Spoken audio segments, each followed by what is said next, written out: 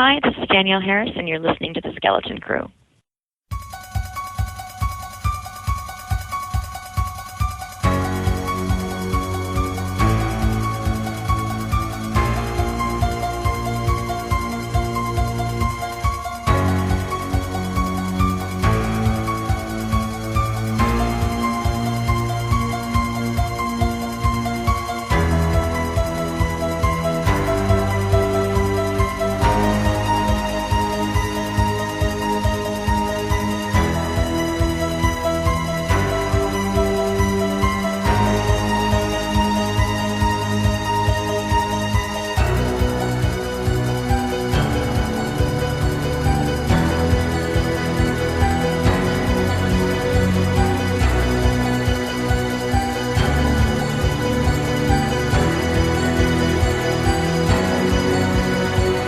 We have the privilege of being joined by the beautiful, the talented Danielle Harris. Danielle, thanks so much for coming on the show.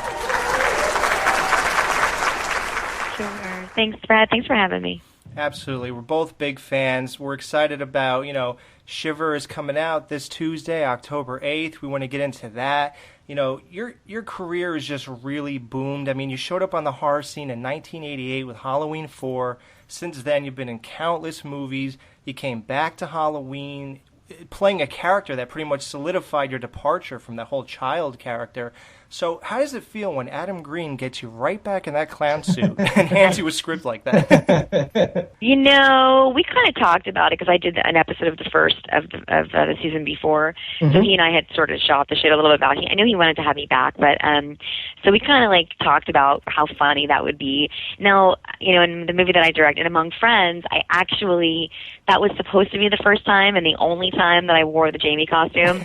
Right. I wanted to make my little cameo, and I thought that would be so rad. And then, and then Holliston, he talked me into it, and that just happened to come out before the other one. So he kind of blew my load early, I guess you would say. Right. So, but yeah, that was oh my God, Adam, the stuff I do for Adam Green, it's just oh my God, he could pretty much get me to do almost anything.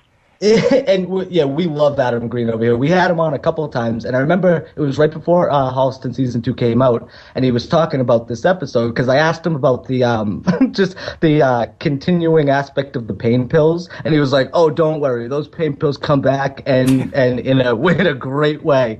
And that was the episode he was obviously referring to, and that was by far my favorite episode too. I mean, come on, that was ridiculous. Me and Payne and Adam Green in a threesome, it's so ridiculous. But I said, I hope that nobody would actually think that I, because it's based on me. Yeah. I'm hopefully nobody is sitting here being like, why'd you write that about her? Does she have a problem? He's like, no, nobody's going to think that, and thank God nobody actually thinks that. No. And how was it doing comedy, too? Because you killed it. It was a nice break. Yeah. I mean, people don't realize that actually I was just out with at a signing with Jamie Kennedy a couple weeks ago, and he was like, oh, nice. He's like, he's like, are you doing comedy now? And I was like, I would love to. I just don't. People don't think of me when they think of that. They think of of the final girl or or the tough girl or whatever, the bad girl. But I actually have done quite a bit of comedy stuff. I just people don't normally. That's not their go-to when they think of me. But I would love to. It was like a vacation. It was so nice. Yeah, getting to be pretty in a soundstage and not freezing wet, covered in blood, crying and screaming. I mean, that's crazy. You're always being tormented. I know. Well, I think you're pretty either way, to be honest with you. But I was going to say, you. Adam Green, now, when you signed on to do Hatchet 2, now when we talked to him, he said Hatchet 2 is his favorite. It's like the Empire Strikes Back of the series. When you did Hatchet 2 and 3, which one was your favorite? I know a lot of people really love Part 3. I know it's my personal favorite. What's your views on the series in general? I think they're all really different. It's like 1, 2, and 3 are so different from one another. 2 was emotionally harder because I had to get right into. I didn't even have a warm up, Mm-hmm. So I had to kind of I didn't do the first one, so I had to get right into it. So it was definitely challenging.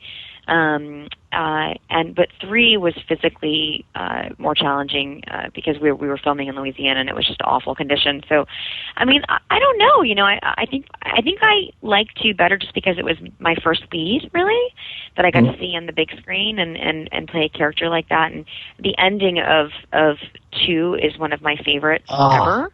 Yes. So I just love the way that ends. So, you know, you leave with a big smile on your face, or at the end of 3, you leave, like, kind of sad because I think I'm gone. So, yeah, right. So definitely different. But 3 is a bigger movie. It's like, it's the finale of the series. Yeah, you know, and I got to ask, who's, that shower scene, was that your idea to show off how good looking you are, or was that Adam's sick fantasy? It was Adam's idea to try to get a little bit of tits and ass, to be quite honest, in the movie. Right. You know, he knows I'll just do it. So, and I had worked with BJ. BJ, you know, shot both Halloween movies, so he's already seen me naked, so it didn't really, it didn't matter to me. I mean, you know, it was a chance for me to show off my tattoo, my body art that I had been wanting to kind of show off a little bit. People have been asking me for so many years what it is and how big is it and what does it look like. So I was like, fuck it, let's just do it. And because you're not really seeing anything, right? You know, and I was actually, they freaking shot it the last couple of days of filming. Actually, I think it might have been the last day. Mm-hmm. Right. So I had worked out and been able to dance and do yoga and be in shape, and then I'm filming in Louisiana for a month, right? Where I don't get to work out at all, and I'm eating crap all day long because I'm working late nights. So I was like, oh, you guys, you know, you had to shoot it the last day. Couldn't we have shot it in the beginning? Yeah. So I definitely was a little insecure, amazing. but no, the inked, I think the inked issue that I just had come out is I mean, it's actually grown. My tattoo's grown since I shot that. So the new art is in the new inked that came out on his dance last week. Wow, nice. Adam, we talked to him. He's not sure about Hatchet 4 or going on with it. But if another director were to pick up that franchise, would you come back and continue on, or are you done with that? Yeah, I mean, well, it depends. I mean, I'm done with it now, I think. Right. I don't think I would come back for another one because there's really nowhere to go from here, I think. Right. But if Adam is involved, I would, you know, consider it. I just would have to really kind of think about it. You know, you don't want to ever be the last one to leave the party. Yeah, right. Exactly. You were in 4 Halloween movies, 2 as a child, 2 as an adult. How would you how would you put them in order from favorite to least favorite in terms of how they turned out in the end? Like, did you really like Halloween 4? Did you not like Halloween 5? Did you love Halloween 2? You know, how would you rank that of, how you were happy with the end product of each one? I loved Halloween 4. Mm-hmm. I loved shooting Halloween 5. Mm-hmm. I think that people didn't really get it, and I think it was just because it was so different from Halloween 4, I think. Yeah. I think it could have been a little bit different. It was kind of starting to veer off in a different direction at that point. Yeah. Bringing in this guy with the boots and me being mute, and I think it was just kind of put together too quickly after it wasn't really thought out, I don't think. Mm-hmm. And I really liked Halloween 1. I did not. I really liked my stuff in Halloween 2. I liked the Annie, Sheriff Brackett, Laurie storyline. Right. I felt like it was 3 different movies, though. You know, you've got Laurie and all of her people, and then you've got that storyline with her hallucinating and tripping out and all that, and then you've got the White Horse dead mom storyline. Then you've got the Brackett storyline. So I think if we would have kept it with the tone of the Bracketts and kind of in that world, I think it would have been more realistic to the franchise. Right. Yep. Yeah, and you and Brad Dourif were amazing in that movie. I mean, those scenes with you guys together was just amazing. And, you know, I personally, I enjoy Halloween 2. It's a very depressing movie, especially even your death scene. Everybody was so horrified and just so sad. Because, I know, but it was good, right? It was amazing. You kind of have to, I'm finally dying in the franchise. It needed to be kind of a big deal. Exactly. Well, but I like the director's cut better. Yeah, me too. Yes. I'm with you on that one too. Absolutely. Now, director's cuts are always better. Oh, fuck yeah. Yep. For sure. And I got a question about something. I believe you're doing it now, or you were just doing it. But See No Evil is one of my favorite slashers. I talk to Alex about it all the time. I love that movie. And so you and another wonderful, beautiful young lady we interviewed, Katie Isabel, she's in it. Yeah. You're in it. Yep. And it's my favorite slasher. Sold. Sold. I am so excited. Out. And the Soskas are directing. Exactly. I'm just. Can you? Yeah. There was really no question except for. Can you tell us anything about that? I mean, Jacob. I can't tell you too much because mom's the word, but right. But it is. It's been 6 years in the waiting, and it's inspired me again to I'm having such a great experience, and as you can tell, I'm actually here right now. I have to work tomorrow morning at 5:48 is my pickup. Oh wow! But they're working my ass off, and I'm basically working harder, and it's more intense this movie than both Hatchet 2 and 3 together. Really? Oh, shit! Really? Wow. Yes. So they are giving me a run for my money. I wanted to kind of go out with a bang. I wanted to kind of take a step back and not be an actor for a little bit and just really focus on directing. But I did not want to go out for a while because I want to have a family and I don't want to be someone's mom, having to fight for my life on a daily basis. So when I'm a mom, I'm just going to kind of be a mom until I can play the mom. I may kind of take a step back and direct. But I did not want to not have an opportunity to be directed by the girls. I've being a female director myself, and in my whole career, I've only been directed by 2 women ever. Mm-hmm. One was Judith Light, and I'm sorry, Joanna Kearns. Rather, I always get them confused.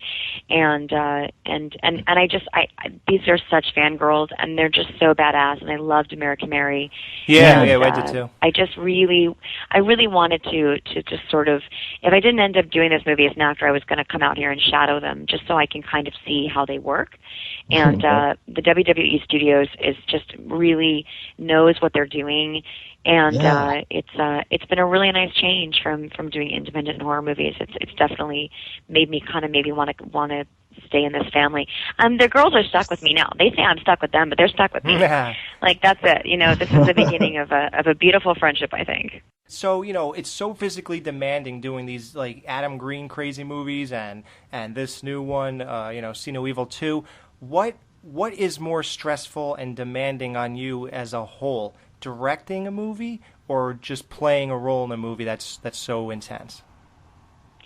You know what? They're 2 really different things. I had to do a scene the other day on set where I actually couldn't get my heart rate down. Like I was so had worked myself up so much that I was like trying to get like gasping for air, like with my head between my legs, just trying to kind of calm myself down. So while the time in between you get to turn off, so you have a balance.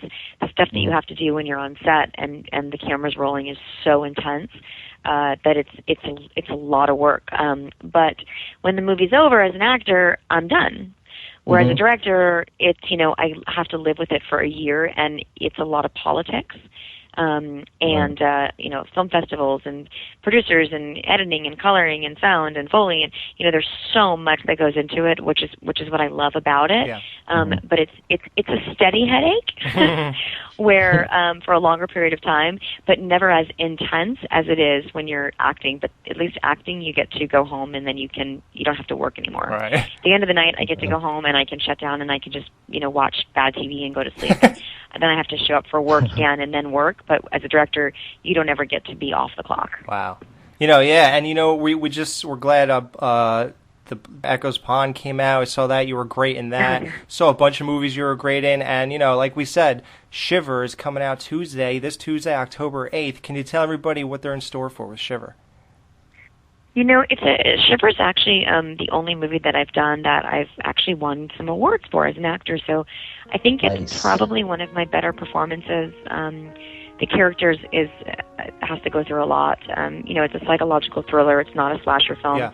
And the stuff is really brutal. John Jarrett's wonderful. And it's definitely something that I'm glad I did and don't ever want to do again. You don't want to carry those bags back into the kitchen with him. No, I'm done. The bags are in the trunk and the car is taken off. I'm good. Yeah, we saw the movie. It's intense. It's really awesome. Great, and you deserve awards for that. And that dude who was in the movie with you, great job. Yes, John Jarrett, yeah. 5 stars all around. So, Danielle, thank you so much for coming on the show. We are been fans for years. We're so glad that you got back into acting and as in the forefront like you are. And it's sad to hear you're leaving, but we hope you pop in and out once in a while. I'm never going to be too far. Even the movies that I direct, I'll always put myself in just a little bit. Cool. Nice. Yep. All right. Well, thank you so much, Danielle. We love you. Guys. Thank you so much, guys.